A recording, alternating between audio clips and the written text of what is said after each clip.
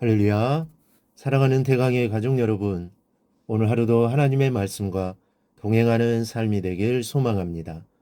오늘 함께 나눌 하나님의 말씀은 마태복음 18장 3절에서 9절 말씀입니다.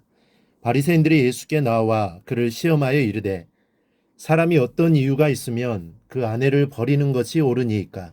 예수께서 대답하여 이르시되 사람을 지으신 이가 본래 그들을 남자와 여자로 지으시고 말씀하시기를 그러므로 사람이 그 부모를 떠나서 아내에게 합하여 그 둘이 한 몸이 될지니라 하신 것을 읽지 못하였느냐. 그런즉 이제 둘이 아니요 한 몸이니 그러므로 하나님이 짝지어 주신 것을 사람이 나누지 못할지니라 하시니 여짜오되 그러면 어찌하여 모세는 이혼 증서를 주어서 버리라 명하였나이까? 예수께서 이르시되 모세가 너희 마음의 완악함 때문에 아내 버림을 허락하였거니와 본래는 그렇지 아니하니라. 내가 너희에게 말하노니 누구든지 음행한 이유 외에 아내를 버리고 다른 데 장가드는 자는 간음함이니라. 아멘. 과거에는 결혼을 못하면 실패자로 생각을 했습니다. 그래서 나이가 되면 자신의 생각과 맞지 않아도 심지어 부모가 정해주면 짝으로 인정하고 결혼을 했습니다. 그러나 지금은 이 결혼은 필수가 아니라 선택이며 또 이미 결혼한 사람도 마음이 맞지 않으면 이혼을 하는 세상이 되었습니다. 결혼은 결코 가볍게 생각할 수 없는 문제인데 결혼기가 되거나 이미 혼기가 지난 사람들은 이 결혼 때문에 힘들어하는 경우가 많습니다. 여러분, 이 결혼이란 누가 만든 제도일까요? 오늘은 성경에서 말하는 결혼에 대한 메시지를 확인해 보고자 합니다. 비록 본문의 주제는 이혼 문제에 관한 것이지만 여기서 결혼에 대한 메시지를 얻을 수 있습니다. 첫째, 결혼은 하나님께 대한 신성한 의무입니다. 결혼은 내가 좋아하는 사람하고 자기의 의사에 따라 하는 것 같지만 사실은 하나님께서 만드신 법칙에 순응해야 하는 인간의 의무입니다. 물론 예수님께서는 독신에 대한 예외의 말씀도 하셨습니다. 고자인 사람이나 천국을 위하여 스스로 고자된 사람, 즉 주의 일을 하기 위해 스스로 결혼을 포기한 사람은 결혼하지 않아도 된다는 것입니다. 그러나 그 외에는 다 결혼해야 합니다. 오늘날 독신주의자들이 늘어나고 있습니다. 그런데 그 이유가 자신이 좀 더 편리하고 자유롭게 살기 위한 것이어서 문제입니다.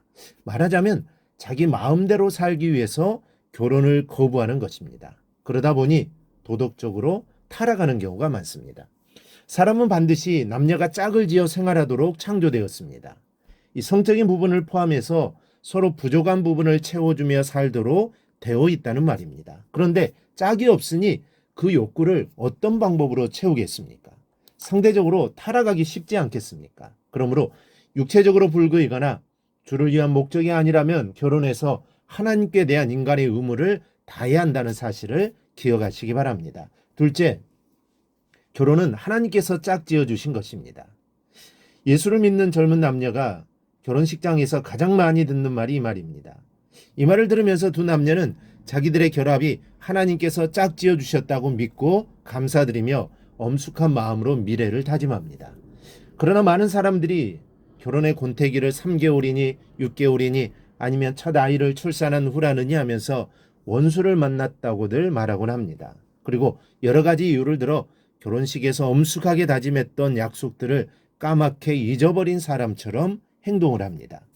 결혼하는 것도 신중해야 하지만 결혼을 파기하는 것은 더 신중해야 합니다.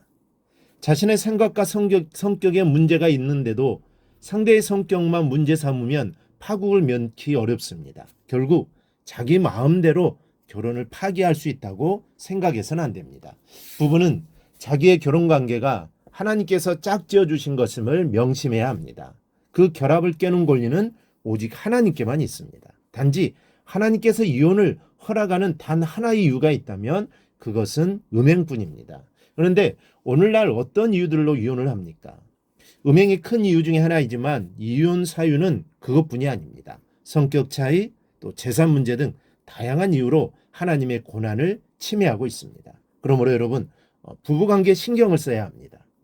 사소한 다툼이 성격 차이로 비화되지 않게, 그리고 경제적인 문제, 예컨대 가소비나 생활비 문제가 재산 문제로 비화되어 이혼으로 가는 빌미가 되지 않게 서로 이해하고 아껴주며 사시기를 바랍니다. 셋째, 결혼한 부부는 한 몸이라고 가르칩니다. 맨 처음 아담이 하와를 만났을 때 이는 내 뼈 중에 뼈요 살 중에 살이라고 탄성을 질렀습니다.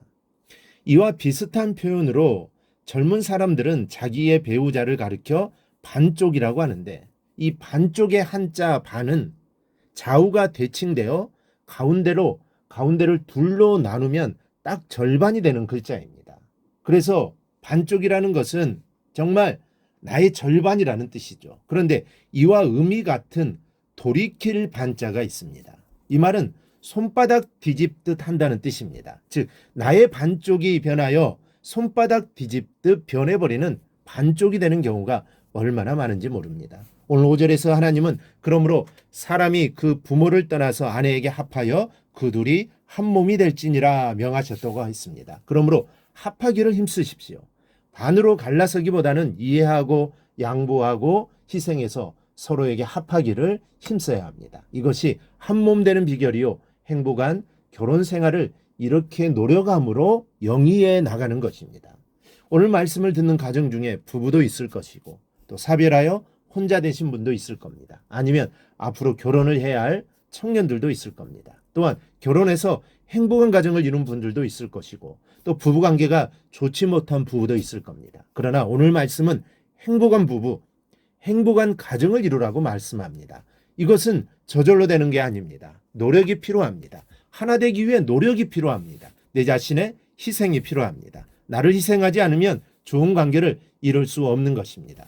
가정을 이루었든지 아니면 앞으로 가정을 이루든지 오늘 말씀을 마음에 새기고 부부는 한 몸이고 하나님이 짝지어 주신 것임을 알고 행복한 가정을 이루어 나가기를 소망합니다. 그리하여 그리스도인의 삶을 세상 사람들에게 밝히 보여줄 수 있는 삶이 되기를 주님의 이름으로 축원합니다. 오늘 묵상한 말씀을 굳게 잡고 삶으로 실천하며 살아내는 대강의 모든 성도들이 되기를 축복합니다.